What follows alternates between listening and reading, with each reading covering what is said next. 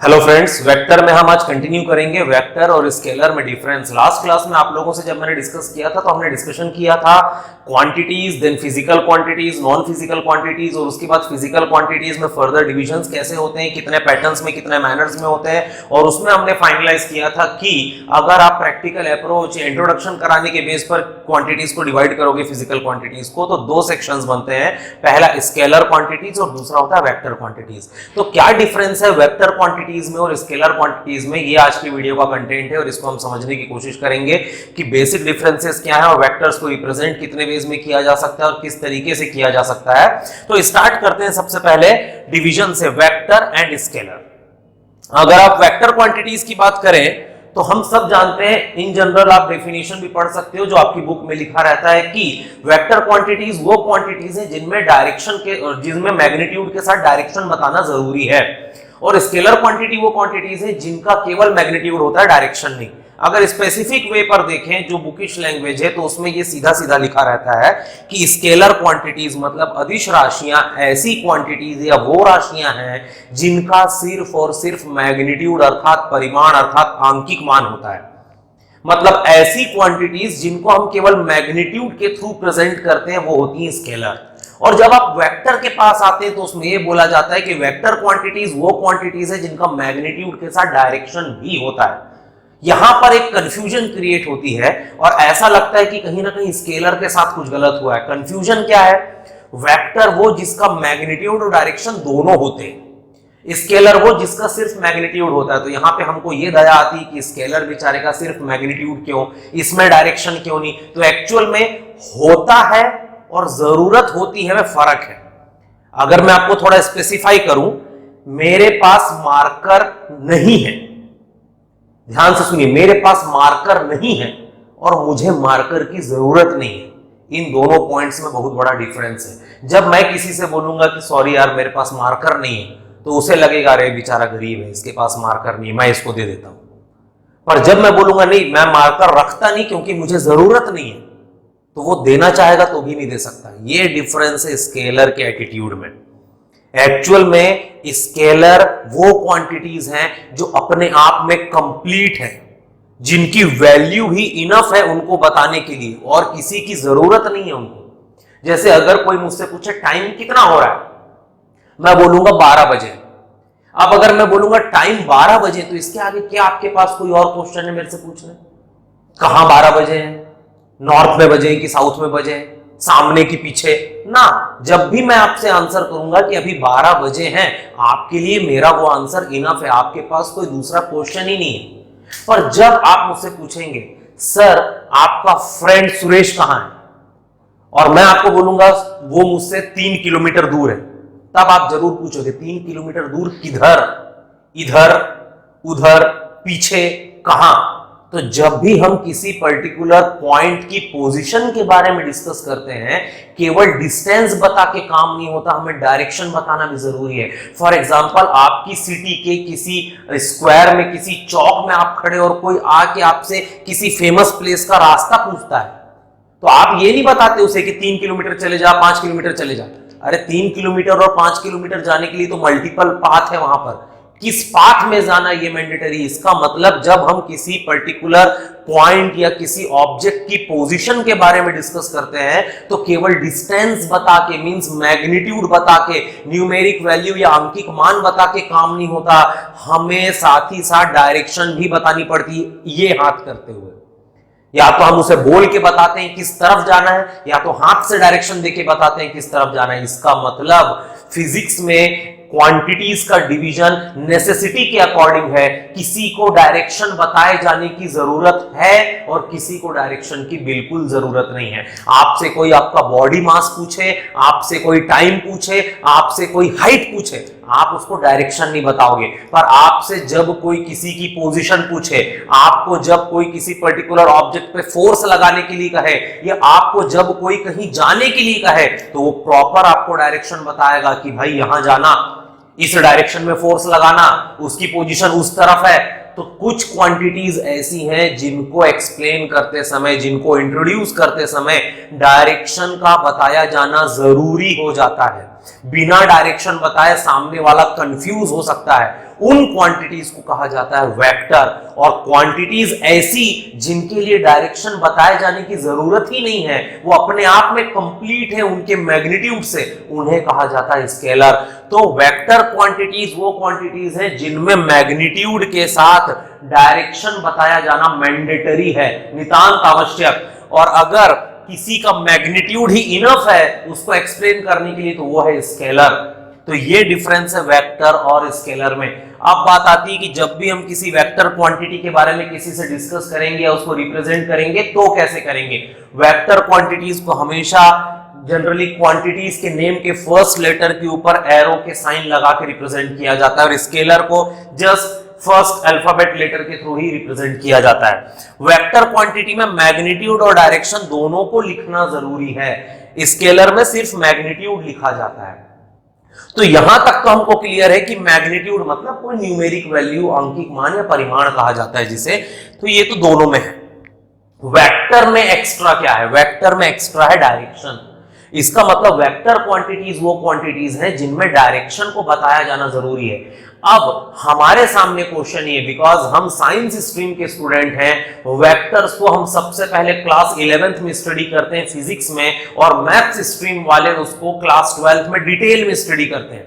तो अभी तक हमने वेक्टर्स को जाना नहीं रहता। क्लास 11th हमारी फर्स्ट क्लास होती है जिसमें हम वेक्टर अलजेब्रा को स्टडी करते हैं।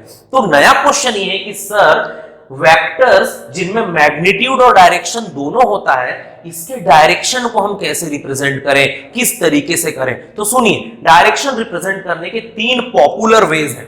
वैसे तो डायरेक्शन कोई भी कुछ भी बोल के बता सकता है। आप अगर मेरे सामने हैं तो मैं आपको आंख से ऐसे इशारा करूंगा तो भी आपके डायरेक्शन समझ आएगा, पर अगर आप मुझसे फोन में बात कर रहे हैं तो मेरे आंखों के इशारे से आप डायरेक्शन नहीं समझ सकते। इसका मतलब कुछ स्टैंडर्ड वेज हमारे पास होने चाहिए जिनके थ्रू हम डायरेक्शन सामने वाले को बताएं। अब वो वेज क्या है उसको देखिएगा। Direction representation in vectors 3 popular ways है। एक है एक्चुअल वे, दूसरा है इन फॉर्म ऑफ एंगल्स, तीसरा in form of unit vectors. Actual मतलब north, south, east, west, here, there, front, back, right, left, something इस टाइप। जैसा कि मैंने आपसे कहा, कोई बंदा आपके सामने खड़े होकर आपसे डिस्कस कर रहा है और डायरेक्शन के बारे में पूछ रहा है तो आप उसको कुछ भी बोल सकते हो। आप यहां बोलोगे तो भी वो समझ जाएगा क्योंकि आप उसको इशारा कर रहे हैं, पर मैं फोन में आपको यहां बोलूंगा तो आपको क्या समझ आएगा, कहां। तो इसलिए ये जनरल वे है, एक्चुअल वे, कि आप डायरेक्शन इस तरीके से डेली लाइफ में दूसरों को बताते हैं। पर अगर हम थोड़ा और स्पेसिफिक स्टैंडर्ड फॉर्म की तरफ जाएं तो डायरेक्शन रिप्रेजेंट करने की 2 पॉपुलर फॉर्म्स हैं। पहला इन फॉर्म ऑफ एंगल और दूसरा इन फॉर्म ऑफ यूनिट वेक्टर्स। अब एंगल्स के थ्रू आप डायरेक्शन को कैसे रिप्रेजेंट कर सकते हैं इसको देखिए ध्यान से। यहां पर मैंने एक क्वाड्रेंट बनाया है, एक्स वाई एक्सिस टाइप आप इसको कंसीडर कर सकते हैं, जिसमें ये एक्स एक्सिस होता है, ये वाई एक्सिस होता है, और मैंने इसको एक सर्कुलर प्रोटेक्टर में प्रोजेक्ट किया हुआ है। सर्कुलर प्रोटेक्टर मतलब चांदा, पूरा 360 डिग्री वाला। तो 0, 90, 180, 270, वापस से 360।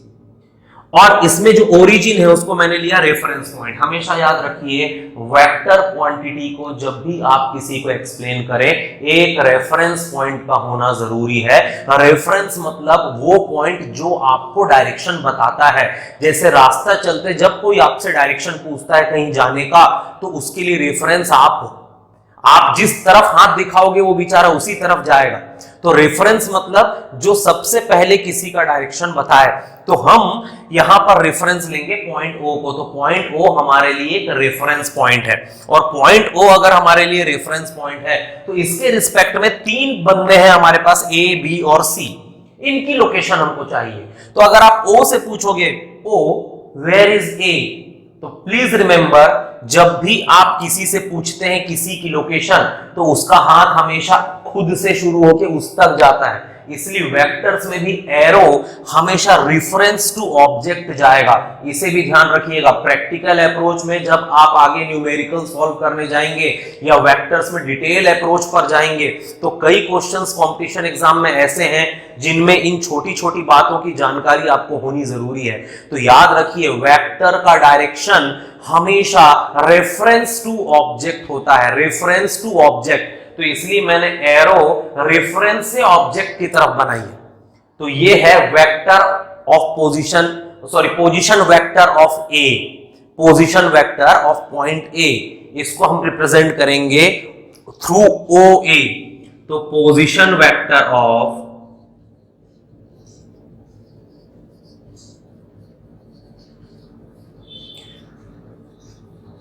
Point A, position vector of point ए को हम रिप्रेजेंट करेंगे ओ ए।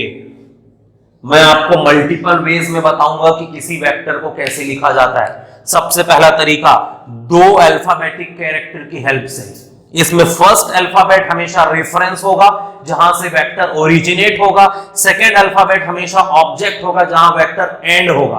तो आप देख रहे हैं position of A with respect to O, O से ए जा रहे हैं इसलिए ओ ए, ऊपर में एरो ये है। या इसको इन शॉर्ट समटाइम्स ऑब्जेक्ट के नाम पे भी लिखा जाता है, तो इसको हम जस्ट ए वेक्टर भी बोल सकते हैं। ऑब्जेक्ट के नाम पे क्यों? बिकॉज तीन लोगों की पोजीशन बतानी है और रेफरेंस तो कॉमन है, तो भाई तीनों के लिए नाम ओ थोड़ी दे सकते हैं हम, इसलिए या तो ओ ए, ओ बी या ओ सी बोले, और या फिर केवल ऑब्जेक्ट्स के नाम पर वेक्टर का नाम रखें। तो position vector of point A with respect to O is O A vector और जस्ट ए वेक्टर। अब इसमें क्या आएगा? इसमें आएगा मैग्नीट्यूड, मैग्नीट्यूड मतलब ओ से ए के बीच का डिस्टेंस, ये कुछ भी हो सकता है, इस पे हम फोकस नहीं करेंगे। और साथ आएगा डायरेक्शन। तो डायरेक्शन के लिए आप क्या लिखेंगे? तो डायरेक्शन के लिए आप लिखेंगे ईस्ट और 0 डिग्री। दो वेज है हमारे पास। जो डायरेक्शन ईस्ट डायरेक्शन था, यहां देखिए ना, नॉर्थ साउथ ईस्ट और वेस्ट भी मैंने बनाया है। तो जो डायरेक्शन ईस्ट था उसको मैंने रेफरेंस डायरेक्शन माना है। तो याद रखिए वेक्टर्स को रिप्रेजेंट करते समय दो रेफरेंसेस हो सकते हैं। पहला रेफरेंस होता है रेफरेंस पॉइंट जो वेक्टर्स के डायरेक्शन के बारे में बताता है, और दूसरा होता है रेफरेंस डायरेक्शन। किसी एक के डायरेक्शन को आप रेफरेंस लो मतलब 0 और उसके रिस्पेक्ट में बाकी के डायरेक्शन को बताओ। जैसे कि एग्जांपल के लिए ये एक ब्लैक मार्कर है, ये एक ब्लू मार्कर है, ये दो मार्कर्स मेरे पास है और मैं ओरिजिन हूं। तो ब्लैक के लिए वेक्टर हो गया वेक्टर ब्लैक और ब्लू के लिए वेक्टर हो गया वेक्टर ब्लू। अब मैं दो में से किसी एक को रेफरेंस डायरेक्शन मानूंगा। तो सपोज ये रेफरेंस डायरेक्शन है, तो अगर ये डायरेक्शन रेफरेंस है तो रेफरेंस से ब्लू देखने के लिए मुझे यू टर्न लेना पड़ेगा। तो मैं टर्न किस डायरेक्शन में ले रहा हूं? इस डायरेक्शन में। और वहीं अगर मैं ब्लू को रेफरेंस मानता तो ब्लैक को देखने के लिए ऐसा टर्न लेना पड़ता, तो उस समय डायरेक्शन ये आता। तो एक्चुअल में डिफरेंस यहां से क्रिएट होता है कि आप किसको रेफरेंस डायरेक्शन लोगे तो उसके रिस्पेक्ट में दूसरे कहां होंगे। जैसे एग्जांपल के लिए हम इंडिया के मैप पर बात करते हैं। मैं इंडिया का मैप इसलिए उठा रहा हूं क्योंकि वो सबको जाना हुआ है, हर कोई उसके बारे में जानता है। इंडिया के मैप पे अगर मैं बात करूं तो हम मध्य प्रदेश को अगर कंसिडर करें, एमपी को रेफरेंस, तो एमपी के रिस्पेक्ट में यूपी उत्तर प्रदेश नॉर्थ में है और एमपी के रिस्पेक्ट में आंध्रा साउथ है या महाराष्ट्र साउथ है। पर अगर मैं महाराष्ट्र को रेफरेंस कंसिडर करूंगा तो महाराष्ट्र के लिए एमपी नॉर्थ होगा, पर महाराष्ट्र खुद साउथ में अपने आप को कंसिडर नहीं करेगा। महाराष्ट्र के लिए फिर तमिलनाडु या केरला साउथ होगा। तो यहां पर आपने देखा कि एमपी के लिए महाराष्ट्र साउथ है और महाराष्ट्र खुद के लिए साउथ नहीं है, फिर उसके लिए उसके नीचे वाले स्टेट साउथ है। तो यहां पर डिपेंड करता है कि आप रेफरेंस किसे ले रहे हो, उसके अकॉर्डिंग नॉर्थ साउथ में भी चेंजेस आते हैं। तो इसीलिए हमने ये कंसिडर किया कि रेफरेंस पॉइंट को जो सबकी पोजीशन के बारे में आपको बताएगा, और रेफरेंस डायरेक्शन है डायरेक्शन ऑफ ए। हमने तीन लोग थे, तीन में से ए के डायरेक्शन को रेफरेंस डायरेक्शन मान लिया। तो ए का डायरेक्शन रेफरेंस है इसलिए उसको 0 डिग्री कंसिडर किया गया। अब पोजीशन वेक्टर ऑफ बी पर आते हैं।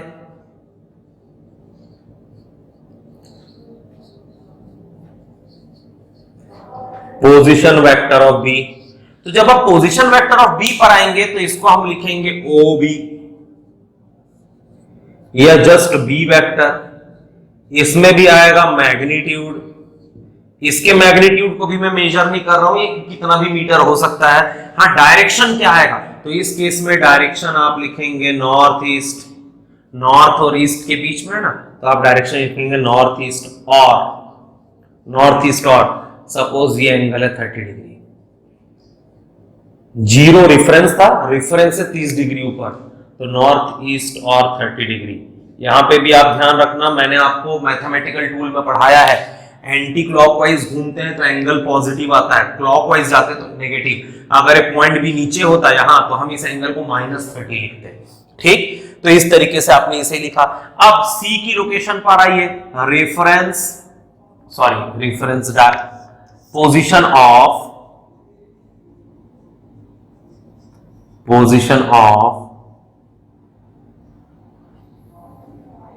सी, पोजीशन वेक्टर ऑफ सी, ये आएगा ओ सी या जस्ट सी, ये आएगा मैग्नीट्यूड। अगेन मैग्नीट्यूड को हम इंपॉर्टेंस नहीं देंगे कि उसकी वैल्यू कितनी है, हम डायरेक्शन पे डील कर रहे हैं अभी, इसलिए डायरेक्शन क्या लिखेंगे, तो अगेन सी भी नॉर्थ और ईस्ट के बीच है तो यहां पर भी नॉर्थ ईस्ट ही आएगा, या एंगल के फॉर्म में आप जाएंगे तो ये एंगल आएगा सपोज 60 डिग्री, तो नॉर्थ ईस्ट और 60 डिग्री।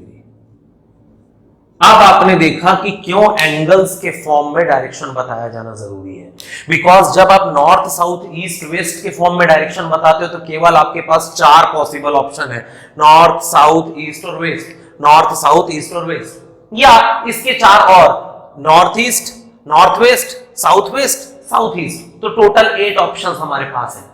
और आपने खुद देखा कि 3 पॉइंट्स की लोकेशन हमको बतानी थी, और इन 3 पॉइंट्स की लोकेशन को बताते वक्त बी और सी की लोकेशन बताने में डायरेक्शन दोनों का सेम आ गया ना, बी भी नॉर्थ और ईस्ट के बीच में है, सी भी नॉर्थ और ईस्ट के बीच में है, तो दोनों में डायरेक्शन नॉर्थ ईस्ट लिखा रहा था। इसमें आप कंफ्यूज हो सकते हैं, अगर मैं आपको इस डायग्राम को दिखाए बिना बी और सी की लोकेशन बताऊं और दोनों की लोकेशन में नॉर्थ ईस्ट लिखूं तो आप ये सोचेंगे कि दोनों एक ही पॉइंट पर लाई करते हैं, पर यहां पर तो एक्चुअल में दोनों अलग है।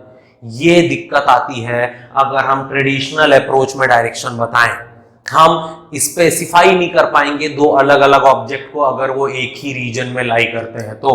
पर अगर आप नॉर्थ साउथ ईस्ट वेस्ट के ट्रेडिशनल अप्रोच से ऊपर उठ के एंगल्स के फॉर्म में डायरेक्शन जब रिप्रेजेंट करते हो तो आप बिल्कुल जस्टिफाई करोगे, एक बारीक सा गैप भी 1 डिग्री के एंगल पे दिखाया जा सकता है, तो फिर तो ये बहुत ह्यूज गैप है जिसके बीच का डिफरेंस 30 डिग्री है।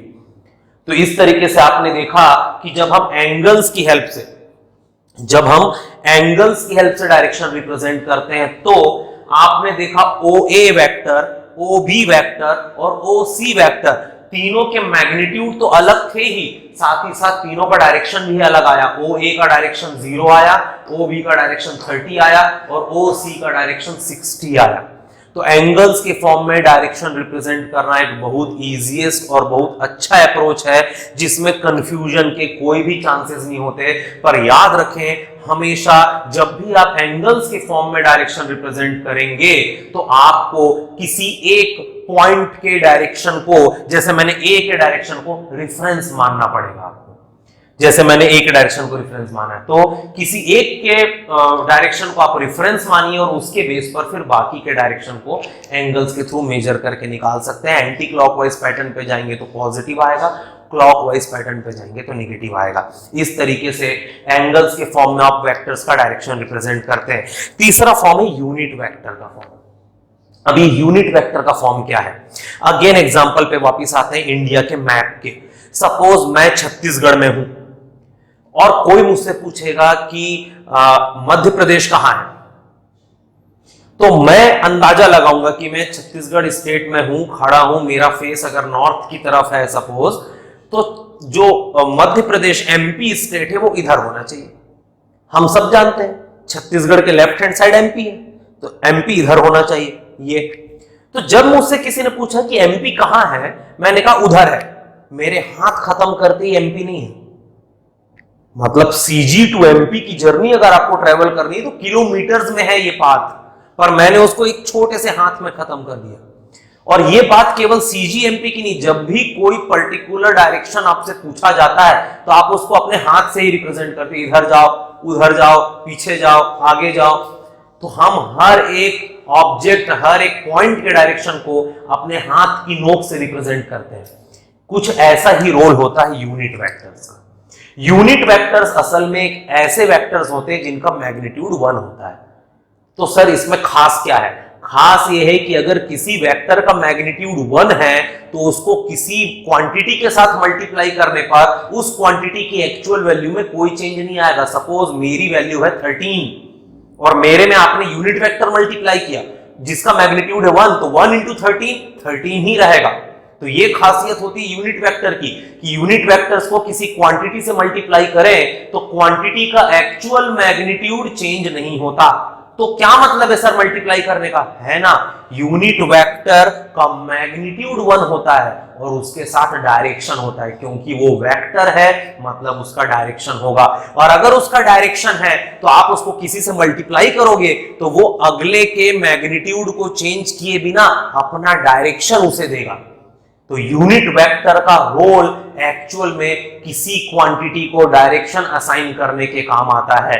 जैसे कि छत्तीसगढ़ में खड़े होकर जब मैं बोलता हूं एमपी यहां है और उसके बाद अगर आप अगला क्वेश्चन करें तो राजस्थान कहां है, मैं बोलूंगा यहां है, तो आप बोलोगे अरे एमपी और राजस्थान दोनों यहां। ऑफ कोर्स छत्तीसगढ़ से ऐसे जाएंगे तो एमपी और एमपी का अगला स्टेट तो राजस्थान है, ग्वालियर क्रॉस करेंगे आप तो इस तरीके से दोनों स्टेट एक ही लाइन पर है।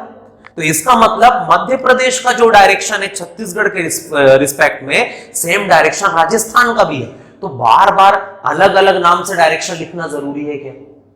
अलग अलग नाम से क्यों लिखेंगे? अगर दो लोग एक ही डायरेक्शन पर हैं तो हम किसी एक के डायरेक्शन की हेल्प से दूसरे का डायरेक्शन बता सकते हैं। पर याद रखिए डायरेक्शन सेम है दोनों का, पर क्या डिस्टेंस सेम है ना। छत्तीसगढ़ टू मध्य प्रदेश जितना दूर है छत्तीसगढ़ से राजस्थान उससे ज्यादा दूर है। It means MP and Rajasthan दोनों एक ही डायरेक्शन में है छत्तीसगढ़ से, पर दोनों की डिस्टेंसेस अलग अलग है। इसका मतलब दोनों का मैग्नीट्यूड अलग है पर डायरेक्शन सेम है। तो जब भी ऐसे केसेस हमारे सामने आते हैं जहां पर मल्टीपल क्वांटिटीज सेम डायरेक्शन में हो पर अलग अलग डिस्टेंसेस पर हो, तो हम उनमें से किसी एक का पोजीशन वेक्टर फाइंड करके उसका यूनिट वेक्टर निकालते हैं और उसके यूनिट वेक्टर को हर किसी की डिस्टेंस से मल्टीप्लाई कर देते हैं। तो उससे क्या होगा, उससे डिस्टेंसेस सबकी अलग अलग आएगी और डायरेक्शन सबको एक ही जाएगा जो पहले वाले का था। तो यूनिट वेक्टर का एक्चुअल यूज होता है कि वो डायरेक्शन असाइन करता है। It means MP and Rajasthan दोनों अगर एक ही डायरेक्शन पर हैं और मैंने एमपी का यूनिट वेक्टर निकाल लिया और जब आप मुझसे राजस्थान के बारे में पूछेंगे तो मेरा काम है मैं राजस्थान की मुझसे डिस्टेंस निकालूं और उसमें एमपी का यूनिट वेक्टर मल्टीप्लाई करूं। आपको क्वेश्चन आएगा सर राजस्थान के बारे में बताने के लिए एमपी के वेक्टर को क्यों मल्टीप्लाई कर रहे हो? तो सर मैं एमपी का वेक्टर नहीं एमपी का यूनिट वेक्टर मल्टीप्लाई कर रहा हूं। दोनों में डिफरेंस है। मध्य प्रदेश का वेक्टर मतलब 500 kilometre along this direction, Madhya Pradesh का यूनिट वेक्टर मतलब 1 किलोमीटर अलोंग दिस डायरेक्शन। तो अगर मैं यूनिट वेक्टर को राजस्थान से मल्टीप्लाई करूं जो कि 1000 किलोमीटर है तो 1000 मल्टीप्लाइड बाई एमपी का यूनिट वेक्टर, तो क्या आएगा 1000 इंटू 1 इंटू दिस डायरेक्शन। इसका मतलब राजस्थान का vector is equals to 1000 kilometers in this direction, MP का vector is 500 kilometer in this direction और एमपी का unit vector is 1 kilometer in same direction. तो यूनिट वेक्टर एक ऐसा इंपॉर्टेंट वेक्टर है जिसको हम किसी से भी मल्टीप्लाई करें वो हमेशा दूसरे के मैग्नीट्यूड को ऑप्ट करता है और अपना डायरेक्शन उसे डोनेट करता है। इस तरीके से सामने वाले के मैग्नीट्यूड को चेंज किए बिना वो अपना डायरेक्शन उसे देता है। इसीलिए आप राजस्थान के यूनिट वेक्टर को एमपी से मल्टीप्लाई करके एमपी को रिप्रेजेंट कर सकते हैं या एमपी के यूनिट वेक्टर को राजस्थान से मल्टीप्लाई करके राजस्थान की पोजीशन रिप्रेजेंट कर सकते हैं। पर दोनों के यूनिट वेक्टर एक दूसरे से मल्टीप्लाई किए जा सकते हैं, दोनों के वेक्टर्स नहीं। ध्यान रखेंगे वेक्टर्स और यूनिट वेक्टर्स में डिफरेंस है। क्या डिफरेंस है इसे हम अगले लेक्चर में कवर करेंगे, पर अभी के लिए ये बात याद रखिए कि डायरेक्शन रिप्रेजेंट करने के लिए वेक्टर्स में 3 वेज है। एक्चुअल वे जिसको हम रेयरली यूज करते हैं, एंगल्स के फॉर्म में जिसको हम मोस्टली यूज करेंगे, और इन फॉर्म ऑफ यूनिट वेक्टर्स जिसको हम स्पेसिफिक स्टैंडर्ड फॉर्म दिखाने के लिए रिप्रेजेंट करते हैं। तो यूनिट वेक्टर्स क्या है?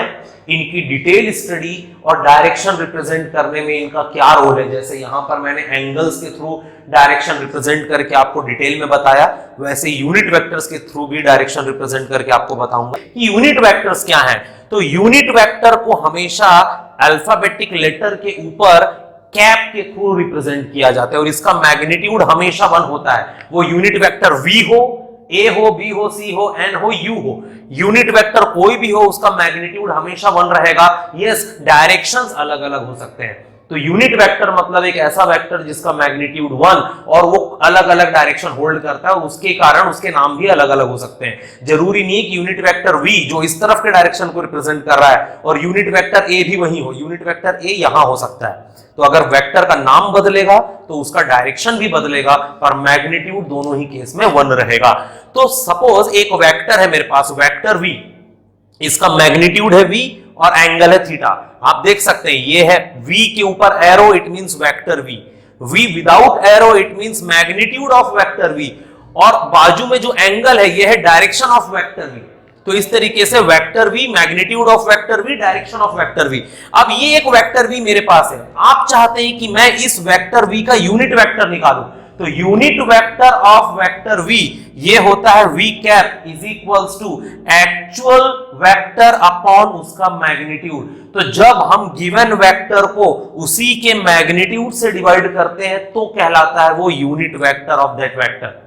अब ऐसा कैसे होता है देख सकते हैं, वेक्टर v अपॉन मैग्नीट्यूड जब आप करेंगे तो वेक्टर v की वैल्यू है v angle theta upon v से v कैंसिल आएगा 1 एंगल थीटा, और एंगल थीटा क्या है, डायरेक्शन। तो हम इसको लिख सकते हैं 1 डायरेक्शन, और 1 इंटू डायरेक्शन ये और कुछ नहीं, इक्वेशन 1 से यूनिट वेक्टर v कैप था।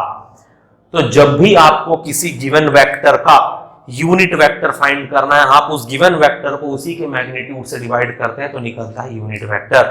इसको यहां पर भी देखने की कोशिश करते हैं। ये तो हमने यूनिट वेक्टर का इंट्रोडक्शन लिया, अब हम देखने की कोशिश करेंगे कि यूनिट वेक्टर का यूज क्या है, इसे क्यों इतना वजन देकर पढ़ा जाता है। देखिए एक्स वाई एक्सिस का एक कोऑर्डिनेट मेरे पास यहां पर है, x minus x, y minus y, और 3 पॉइंट्स है मेरे पास, 1 a एंड b, और एक ओरिजिन है O। ओरिजिन O से जब आप पूछेंगे कि 1 कहां है, वो बोलेगा इधर, A कहां है, उधर ही है, और B कहां है, वो भी उधर ही है। तीनों एक ही डायरेक्शन पर एग्जिस्ट करते हैं, तो इसलिए डायरेक्शन तो तीनों का सेम है। सपोज मैं एंगल के थ्रू इसे रिप्रेजेंट करूंगा तो angle theta, it means x axis को अगर मैं रेफरेंस डायरेक्शन मानूं 0 डिग्री पर, तो एक्स एक्सिस के रिस्पेक्ट में 1 A और B तीनों ही थीटा डिग्री वाली लाइन पर हैं। पर क्या तीनों एक ही पॉइंट पर है, ना, तीनों अलग अलग डिस्टेंसेस पर हैं। तो अब बात करते हैं कि u कौन है, मतलब यूनिट वेक्टर कौन। तो जो 1 मीटर की डिस्टेंस पर है, O से जो 1 मीटर दूर है वो है यूनिट वेक्टर। तो हम बोल सकते हैं u कैप जो है वो एक यूनिट वेक्टर है, बिकॉज वो 1 मीटर दूर है, उसका मैग्नीट्यूड 1 और डायरेक्शन है थीटा डिग्री। तो वेक्टर ऐसा हो जिसका मैग्नीट्यूड 1 हो और एक पर्टिकुलर डायरेक्शन में हो तो वो कहलाता है यूनिट वेक्टर। अब आगे बढ़ते हैं, वेक्टर A, तो आप बोलेंगे सर वेक्टर A का मैग्नीट्यूड 1 नहीं है, सपोज इसका magnitude a metre away from origin और इसका डायरेक्शन भी थीटा है, सही बोल रहे हैं आप। वेक्टर B, ये b metre away from origin, इसका डायरेक्शन भी थीटा है। तो आपने देखा u कैप A और B तीनों में एक सिमिलैरिटी है, तीनों का डायरेक्शन सेम है। तो क्या मैं a इंटू एंगल थीटा को a इंटू 1 एंगल थीटा लिख सकता हूं, वैसे b एंगल थीटा को क्या मैं b इंटू 1 एंगल थीटा लिख सकता हूं, और 1 इंटू एंगल थीटा ये होता है यूनिट वेक्टर u कैप। तो इसका मतलब वेक्टर a जो है, क्या इसे मैं a इंटू u कैप, और वेक्टर b जो है क्या इसे मैं b इंटू यू कैप लिख सकता हूं।